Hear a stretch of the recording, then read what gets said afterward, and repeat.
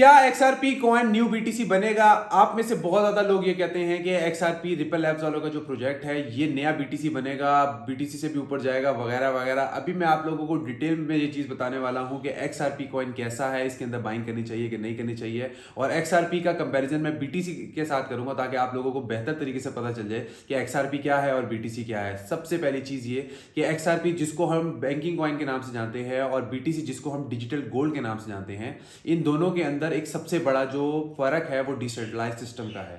XRP एक centralise project है और BTC एक डिसेंट्रलाइज प्रोजेक्ट है। ये एक बहुत बड़ी बात है। अभी मैं आप लोगों को समझाऊंगा कि ये क्या है। BTC डिसेंट्रलाइज का मतलब ये है कि आपके मेरे जैसे इंडिविजुअल्स जो बहुत ज़्यादा लोग एक एक दो दो बिटकॉइन इस तरह करके बाय करके बैठे हुए हैं, अगर मार्केट के अंदर सेलिंग प्रेशर लेके आना चाहें तो हम लोग BTC के अंदर सेलिंग प्रेशर नहीं ला सकते। 4% की टॉप की होल्डिंग BTC के अंदर बड़ी बड़ी कंपनीज की है। अगर वो 4% BTC सेल भी कर दे तो BTC के अंदर आप लोगों को मार्केट क्रैश नहीं दिखेगी। BTC किस तरह गिर सकता है? अगर कोई ऐसी न्यूज आती है वॉर वगैरह या कोई भी ऐसी नेगेटिव न्यूज आती है जिससे 5,000 10,000 20,000 तो BTC गिर सकता है, लेकिन BTC क्रैश नहीं कर सकता। BTC बहुत ज्यादा सेफ है क्योंकि इंडिविजुअल सिंगल पर्सन बहुत ज्यादा है BTC के अंदर। XRP के अंदर ऐसा नहीं है। XRP रिपल लैब्स वालों का प्रोजेक्ट है और रिपल लैब्स वाले 45% होल्डिंग करके बैठे हुए हैं XRP की। इसका क्या मतलब है? इसका मतलब यह है कि जिस दिन रिपल लैब वालों ने अपना 45% मार्केट से खींचा, रिपल लैब के अंदर XRP कॉइन के अंदर एक हैवी किस्म का क्रैश नजर आएगा। और वो क्रैश कौन सा होगा? लूना वाला क्रैश होगा, FTX वाला क्रैश होगा, OM मंत्रा वाला क्रैश होगा। अभी आप लोगों को लग रहा होगा यार मैं XRP के अगेंस्ट बोल रहा हूँ वगैरह वगैरह, ना। आप लोग इसके बारे में पूरा डाटा पढ़ लो कि XRP के अंदर 45% होल्डिंग रिपल लैब्स वालों की है। ये एक बहुत बड़ी बात है।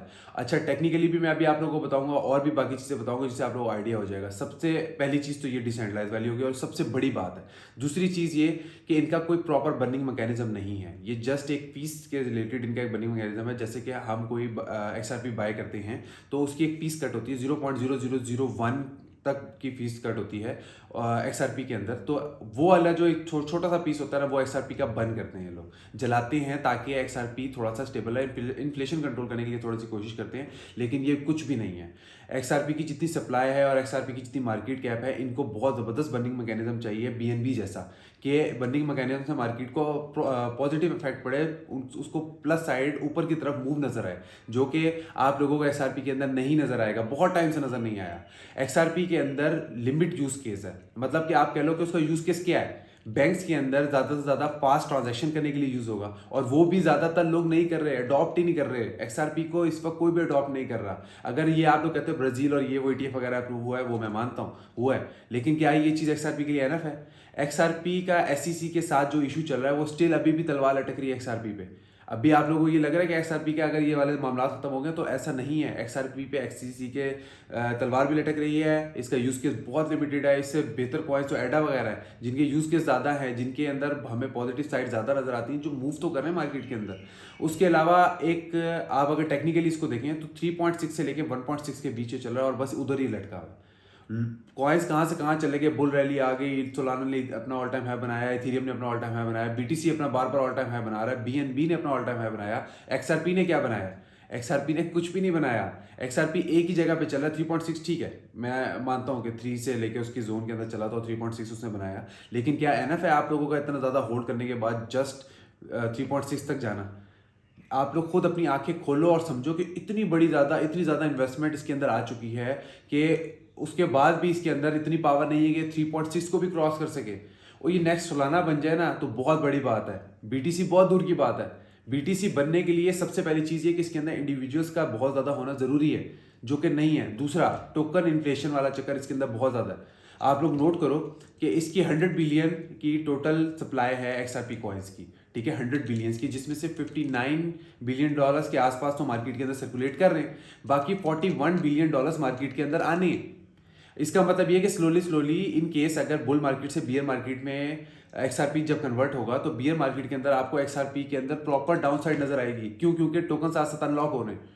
टोकन अनलॉकिंग की बहुत ज़्यादा इफेक्ट पड़ता है मार्केट के अंदर जब बियर मार्केट चल रही हो।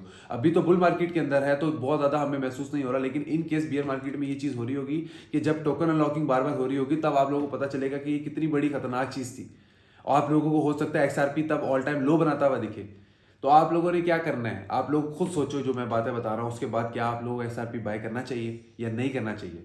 मैंने अपने फ्री चैनल के अंदर जस्ट पॉइंट्स बताए हुए हैं और कोई एक कॉइन भी ऐसा नहीं है जो इस वक्त माइनस में हो, और मैं कोई अपनी तरफ से हवाई बात नहीं कर रहा। बायो में जाओ, मेरा लिंक ज्वाइन करो और देखो कि मैंने जो जो कॉइन बताए क्या उनमें से कोई एक कॉइन भी अभी इस वक्त डाउन पे चल रहा है, जो मैंने मिड टर्म प्ले के लिए दिए थे, जो मैंने आप लोगों को 6 महीने के लिए होल्ड के लिए दिए हुए, क्या उनमें से कोई एक भी माइनस में चल रहा है कॉइन।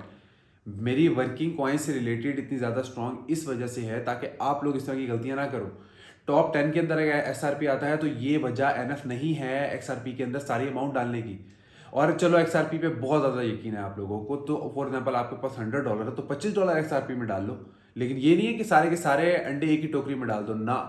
अगर टोकरी टूटी तो सारे अंडे जाएंगे, और XRP में ये चीज़ पॉसिबल है कि इसके अंदर क्रैश है। तो इसलिए जो चीज़ बता रहा हूँ एज इट इज़ फॉलो करो। बाकी कोई भी सवाल होगा मेरे से कमेंट्स में पूछो, मैं इंशाल्लाह आप लोगों को डिटेल में गाइड करूँगा। Thank you.